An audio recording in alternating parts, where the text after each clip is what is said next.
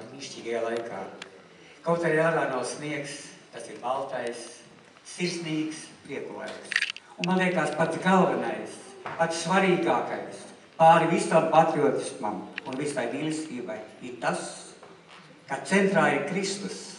Tas, ka mēs sagaidām atkal šos gadskārtējos, visskaistākos, visbrīnišķīgākos svētkus. Kristus nākšanas pasaulē un dzimšanas svētkus.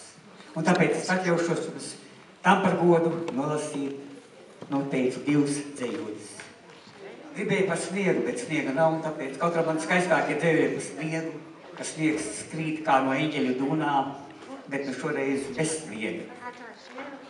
No Dieva godības, no debes tāles plašuma, no dziļiem zvaigžņu miglājiem, Dievs sūta dēlu pasaulē, lai viņš nāk katrā dvēselē.